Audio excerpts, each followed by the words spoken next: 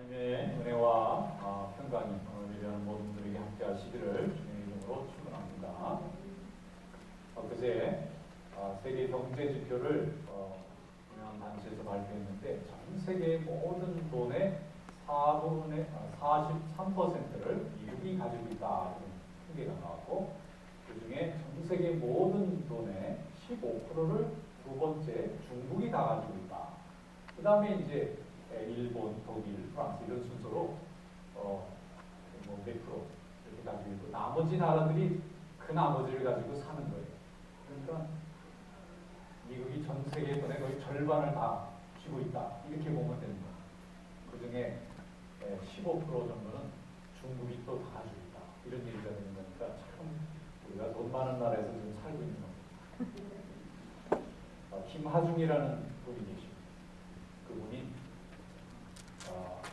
외무고시로 외무공무원이 됐는데, 이분이 기독교 신자입니다.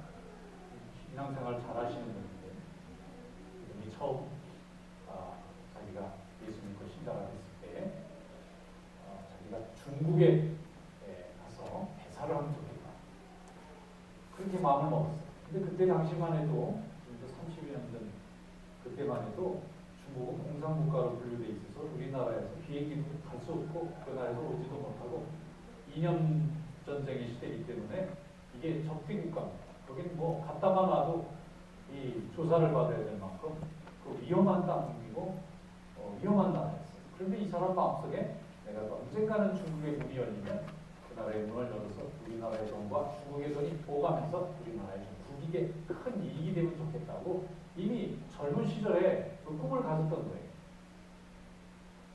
다른 사람들은 다른 나라의 대사를 가기로 원해서 영사도 가고 대사도 가는데, 이분 마음속에는 중국을 품고 다 기도하는 겁니다. 거기 꿈을 정하니까 하나님 도와주십시오. 그리고 중국말을 배우고 중국에 대한 연구를 하고 중국에 대한 자료만 나타나면 다 모아놓은 거예요. 이렇게 세월이 오래 지냈는데 드디어 중국의 문이 열렸습니다. 그래서 제일 먼저 외교부에서 영사를 보내야 되겠는데 갈 사람이 준비되어 있는 사람이 없는 거예요. 근데 보니까 김하중이라는 사람이 준비를 잘하고 있는 거예요. 누구든지 그 사람이 중국에 대한 얘기는 그 사람이 다 알고 있어요. 그래서 이 사람이 초대 중국의 한국 대사로 가셨잖아요. 근데 그로부터 세월이 많이 지난 다음에 지금 대한민국이요, 미국보다 중국에 더 많은 걸 수출하는 나라가 됐습니다. 대사 역할이 얼마나 중요하겠어요. 모든 조약이라든지 모든 상업에 관해서 두 나라 간의 무역이 법적으로 이루어질 때 아무 지장이 없도록 하는 것이 그 외교공무원의 중요한 사역인데, 이분이 그 일을 너무너무 잘하고 은퇴했어요. 은퇴하니까 그냥 일간 신문이 전부 이분이 은퇴를 너무 잘하고 너무 나라에 큰 이익을 줬다 그래서 그냥 크게 데스크피라는 걸 봤습니다. 이제는 뭘 하실 겁니까? 그랬더니 내 일을 잘 마쳤으니까 나는 좀 쉬고 싶습니다. 정치도 안 나가고 하나님이 자기 쓰셨기 때문에 이제 다른 거 안 해도 너무나 감사하고 좋다는 거예요. 자기의 꿈과 소원을 하나님이 들어주셔서 완벽하게 이룬 것에 대해서 항상 감사하면서 주님께 영광을 돌리는 것을 바라보면서 꿈을 가지고 하나님 앞에 기도한 자 반드시 하나님이 응답해 주실 줄로 믿습니다. 우리의 믿음도 마찬가지입니다. 우리의 믿음은 지금 이루어지지 않은 것입니다. 우리의 믿음은 아직 눈에 나타난 것이 아닙니다. 그러나 믿음으로 바랄 수 없는 것을 바라고 기다리는 것이 우리의 믿음이 될 줄로 믿습니다. 불가능한 것처럼 보이고 이루어질 것 같지 않은 것처럼 보이지만 하나님을 믿는 믿음 안에서 우리가 열심히 구하고 그것이 하나님의 뜻에 맞고 우리가 하나님 앞에 영광을 돌리는 그 하나님의 뜻에 부합하면 하나님은 우리의 기도를 응답해 주시고 많은 사람들 앞에서 하나님이 동행하시는 자의 삶을 열어주실 줄로 믿습니다. 그러므로 우리 성도로서 하나님 앞에 아름다운 믿음의 꿈을 가질 수 있기를 축원합니다. 믿는 신자들이 날마다 먹고 마시는 것만 꿈을 가져서는 안 됩니다. 하나님께서 우리에게 주시고자 하는 꿈이 무엇인지 높고 아름다운 꿈을 가지시길 바랍니다. 그리고 그것을 위해서 오늘 기도로 심으시기 바랍니다. 그리고 그걸 위해서 인내하고 기다리시기 바랍니다. 그걸 위해서 정보를 모으고 그걸 위해서 사람을 만나고 그걸 위해서 열심히 노력하고 수고하면 하나님께서 길을 열어주셔서 한 시대에 많은 사람들에게 유익함을 주는 복에 근원되는 축복을 하나님이 우리로 하여금 얻게 하실 줄로 믿습니다. 우리가 믿음의 표준을 누구로부터 롤모델을 정할까 생각하는 것에 대해서 성경은 아브라함이라는 사람을 잘 알려줍니다. 이 사람은 믿음의 표준 기준이 되는 사람, 믿음으로 하나님과 동행하는 자의 삶을 살았고 그의 일생을 우리가 열심히 연구하고 공부하면 우리도 아브라함과 같은 위치에서 하나님 앞에 쓰임 받을 수 있다고 하는 것을 우리에게 잘 알려준 사람이에요. 그래서 이 사람을 우리는 믿음의 조상이라고 말합니다. 믿음에 있어서는 제일 먼저 하나님에게 축복을 경험한 사람이라고 우리가 그에게 별명을 지어줬어요. 오늘 본문 말씀에 보면 아브라함 얘기가 나옵니다. 아브라함은 온통 불가능한 일에 대해서 믿음으로 바라봤어요. 모든 사람이 다 어렵다고 생각하는 걸 가지고 하나님은 도울 수 있다고 믿음으로 바라봤어요. 그의 삶은 그렇게 특별한 것도 아니었습니다. 그의 삶은 사람들에게 인기가 있거나 명예가 있거나 무슨 뭐 엄청난 일을 한 사람이 아니었어요. 근데 그가 한 가지 가졌던 특별함은 하나님을 날마다 바라보고 하나님의 은혜를 사모하면서 나갈 때에 하나님이 그의 삶을 축복하시고 하나님의 역사를 이루는데 그를 쓰셨다는 거죠. 오늘 이러한 축복이 여러분들에게도 함께 하시기를 축원합니다.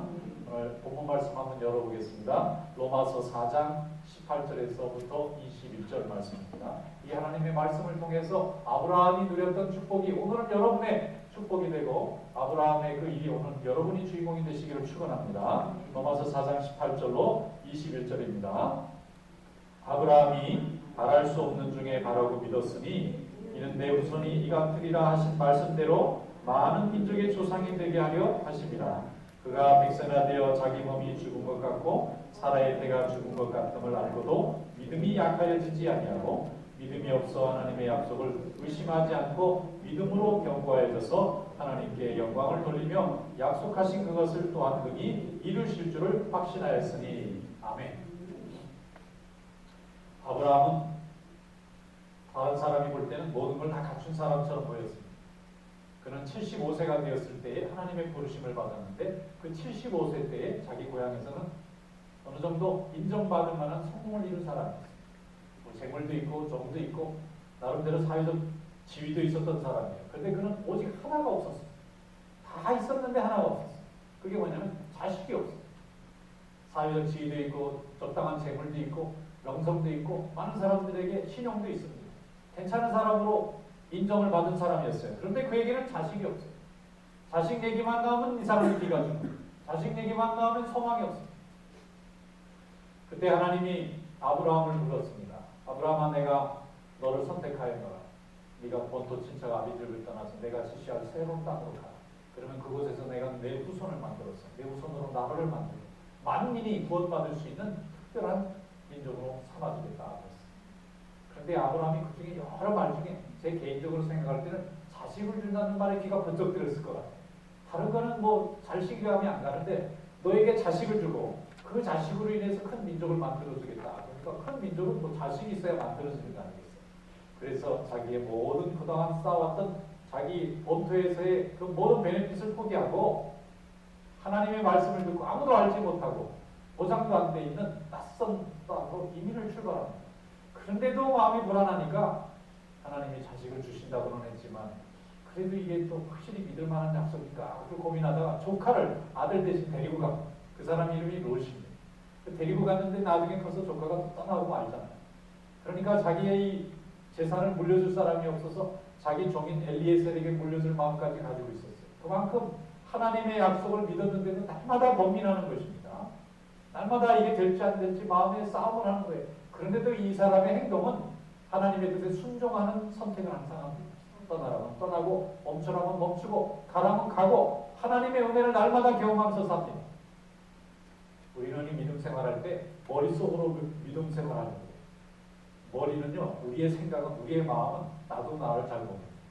오늘 있다가 내일 또 마음이 바뀌어요. 오늘 확신하다가 내일 또 의심이 옵니다. 그런데 행동은 결과가 있어요. 하나님의 약속을 믿고 발을 내디디는 자는 디디는 자의 축복이 있어요. 그런데 보통은 고민하다가 끝내 내디디질 않습니다. 거기에 차이가 있어요. 축복을 이루는 자와 축복을 얻지 못하는 자의 차이는 뭔가 하면 행동으로 발을 디디는 자는 축복의 결과가 있고 심었기 때문에 열매가 있습니다.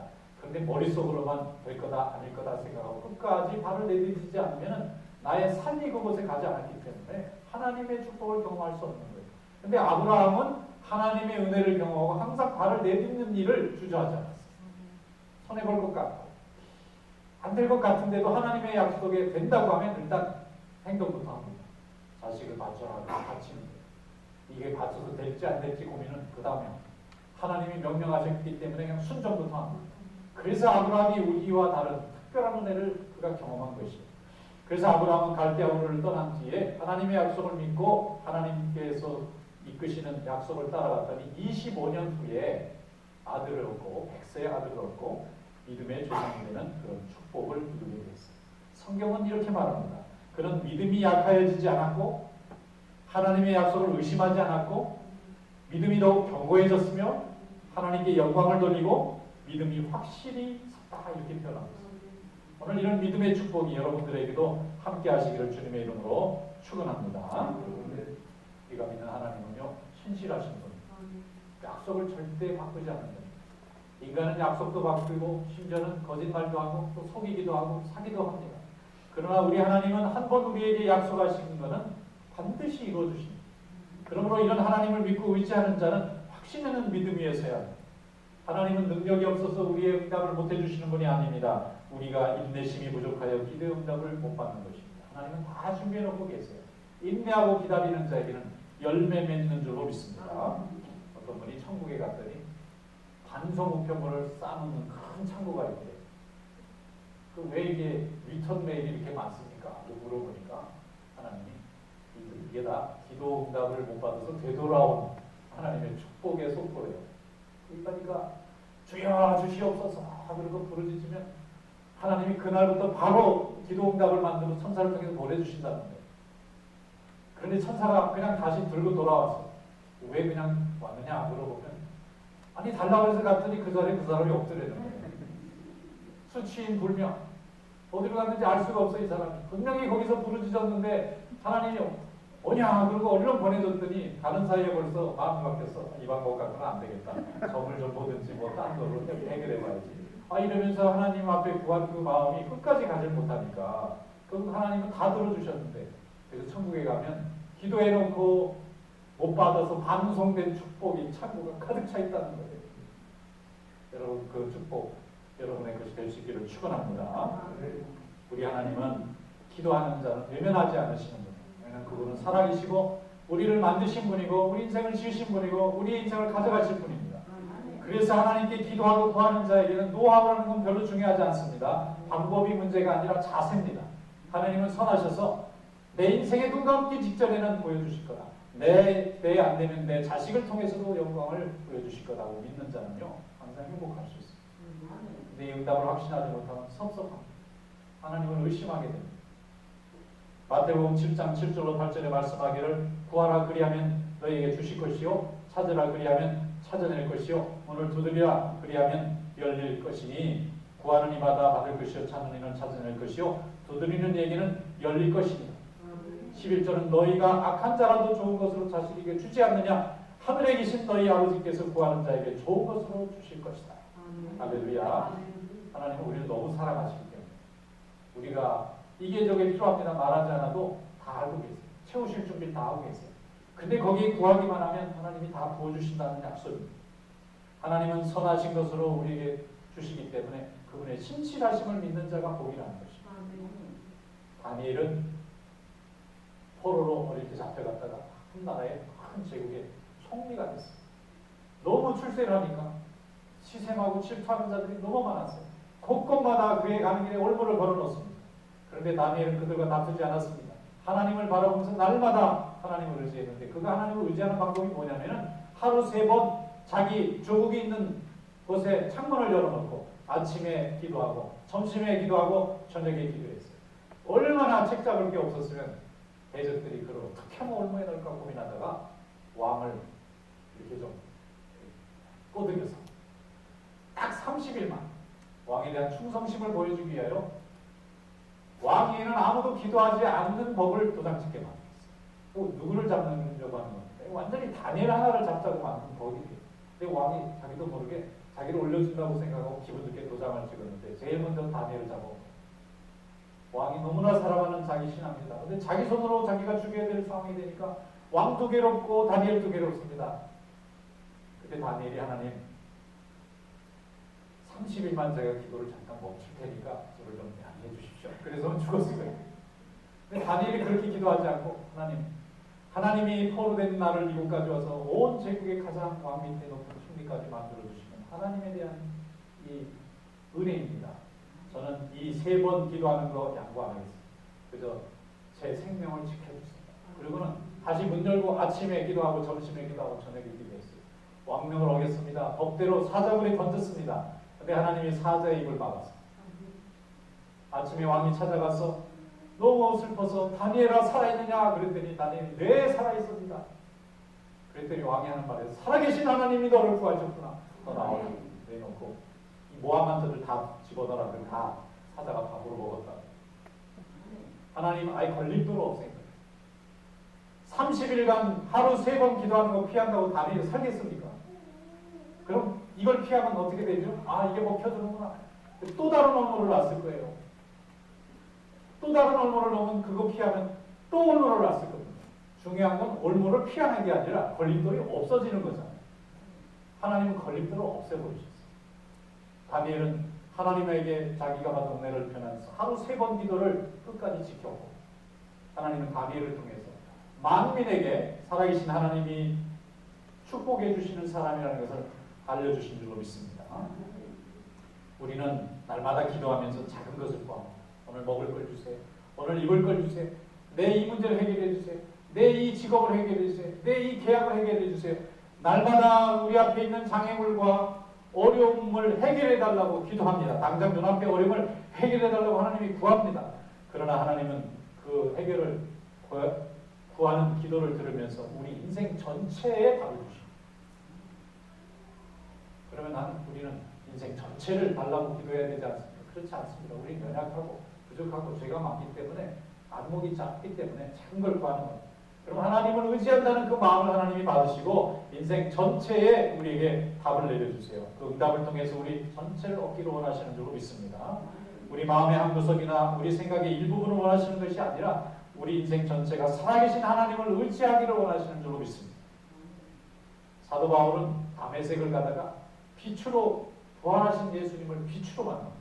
근데 부활하신 예수님의 빛이 얼마나 강했는지 시력을 잃어버렸어요. 3일 동안 장님이 됐어요. 아무것도 볼 수가 없어요. 평생 이렇게 살 걸 생각하니까 끔찍합니다. 아마 바울은 기도했을 거예요. 무슨 기도를 했을까요? 눈 뜨게 해라. 지금 이 시점에서 내 눈을 좀 뜨게 해달라고 기도했을 거예요. 뭐 하나님을 믿겠습니다. 좋은 사도가 되게 해주세요. 이런 기도는 그 사람의 머릿속에 아예 있지도 않았습니다. 전도가 잘 되게 해주세요. 내가 복음 전하는 사람들이 순종해서 주님께 돌아오게 이런 기도한 게 아닙니다. 그 사람. 내 눈 뜨게 해주세요. 내가 갑자기 장님 됐습니다. 아무것도 볼 수 없습니다. 칠 같은 어둠입니다. 사람들의 소리는 귀로 들리고 사물은 전혀 보이지 않고 내가 이 장님으로 살다가 죽게 되었으니 내 눈을 뜨게 해달라고 그냥 단순한 기도를 한 겁니다. 그런데 하나님께서 아나니아를 보내서 눈을 뜨게 하더니 눈에 비늘이 떨어지고 너는 이제 이방인의 사도로 주님께 메인자가 되어노라 할 때 이 사람이 아멘하고 받아들였어요. 그리고 그걸 위대한 사도로 쓰셔서 로마 제국의 시대에 제국 곳곳에 복음이 나갈 때 사도 바울의 이 믿음과 헌신을 하나님이 사용하신 줄로 믿습니다. 하나님은 이렇게 역사하십니다. 우리 인생 전체를 하나님이 원하시는 거예요. 기도가 응답되고 있다는 것은 하나님이 지금 우리를 쓰고 있다고 하는 확증입니다. 기도가 응답되고 있다는 것은 하나님이 내 기도를 들으신다는 확증입니다. 믿음의 확신이 있다는 것은 하나님이 선택했다고 하는 것에 대한 증거이면서 동시에 내 인생에 하나님의 계획이 담겨 있다고 하는 축복입니다. 그럼 기도 많이 하시기 축원합니다. 기도 응답되거든 하나님이 함께 하신 것을 감사하시기를 축원합니다. 디모데전서 4장 10절에 이를 위하여 우리가 수고하고 힘쓰는 것은 우리 소망을 살아계신 하나님께 두이니 곧 모든 사람 특히 믿는 자들의 구주시라 그랬습니다. 우리의 소망이 하나님께 있는 그런 믿음이 될 수 있기를 축원합니다. 인생의 소망을 하나님 앞에 두는 자는 그 믿음의 확신의 선자가 되기 때문에 진정으로 행복한 인생, 성공한 인생이 되는 것입니다. 히스기야라는 왕이 있잖아요. 어느 날 선지자가 와서 당신 이제 중병에 들어서 죽을 겁니다. 그러니까 히스기야가 하나님 앞에 무릎 꿇고 기도합니다. 기도하는 방법이 벽을 마주보고 앉아요. 왕이 신하를 바라보지 않고 되돌아서서 벽을 쳐다보고 하나님 앞에 통곡을 하면서 울었어요. 하나님, 제가 지금 많은 일을 해야 되는데 왜 이때 제 목숨을 가져가시려고 합니까? 열심히 기도했더니 하나님이 히스기야의 기도를 들으시고 선지자가 궁궐의 뜰을 빠져나가기 전에 다시 음성이 오는 거예요. 선지자야 돌아가서 히스기야 왕에게 말하라. 너의 목숨을 15년을 살려주겠다. 그래서 그 응답이 떨어지기 전에 가서 왕에게 말했더니 정말 왕이 15년을 더 살리게 됐어요. 여러분, 기도하는 자, 하나님을 모두 의지하고 주님의 뜻에 순종하는 사람은 기도의 응답도 이렇게 금방금방 나타납니다. 하나님께서 이런 기도의 축복이 오늘은 여러분의 축복이 될 수 있기를 축원합니다. 제가 아는 장로님이 한 분 계신데 젊을 때 의사를 하셨습니다. 오래전 근데 그분이 이제 교회를 나가서 출석하고 섬기게 되었는데 교회가 어려움이 있었더니 막 다 흩어져가지고 교회들이 다 없어져고 그래서 이분이 내가 모처럼 예수를 믿고 이렇게 헌신하려고 그랬더니 그 교회가 내가 의지하는 교회가 이렇게 힘이 없나. 그리고 안타까운 마음에 하나님 앞에 간절히 기도했더니 하나님이 그분의 마음속에 감동을 주셨어요. 네가 이 교회를 세우고 지켜라. 그래서 가만히 보니까 지킬 게 하나도 없는데 건물도 다 없어지고 교회도 없어지고 근데 보니까 강대상이 하나 벌렁나면 저 강대상 내가 좀 가져가야겠다. 그리고 강대상을 가지고 집으로 가가지고 그걸 붙들고 하나님 아버지 이 강대상은 말씀을 전하는 성들이 쓰는 강대상이요 말씀을 듣는 성도들이 바라보는 강대상이요 이 강대상 가지고 제가 교회를 할 수 있게 도와주시옵소서. 그래서 기도했어요. 그리고는 하나님 앞에 간구할 때 하나님이 이제 우리가 세울 교회에 함께 하신다면 내 필요한 모든 것을 하나님이 원하시면 내가 다 드리겠습니다. 물질도 다 드리고 내 건강도 다 드리겠습니다. 그리고는 세월이 오래 지났는데요. 그분의 기도처럼 그 교회가 성장해서 그 도시에서 제일 크고 부흥하는 교회가 됐어요. 그분이 이제 돌아가시게 됐어요. 장례식이 됐는데 자녀들이 다 왔는데 깜짝 놀랐어요. 그 자녀들이 이름만 대면 되더라는 한국의 유명한 분들이다. 부모는 열심히 교회 한 것밖에 없는데 하나님이 다 자녀의 복을 주셔가지고 사람들이 그분이 천국에 갈 때 역시 하나님의 일을 열심히 하는 자에 하나님이 자손의 복을 주신다는 증거가 되더라고요. 여러분 오늘 하나님의 이런 축복이 여러분들에게도 함께 하시기를 축원합니다. 기도하고 심는 자, 믿음의 확신 위에 서 있는 자에 하나님께서 함께 하시고 그 일을 통해서 하나님의 역사를 이루실 줄로 믿습니다. 고린도전서 15장 58절에 그러므로 내 사랑하는 형제들아 진실하여 흔들리지 말고 항상 주의 일에 더욱 힘쓰는 자들이 되라. 이는 너희 수고가 헛되지 않은 줄을 알리라 그랬습니다. 하나님 앞에 하는 수고 헛되지 않습니다. 하나님이 다 기억하시고 갚으실 줄로 믿습니다. 이런 축복이 오늘 여러분들에게 함께 하시기를 주님의 이름으로 축원합니다.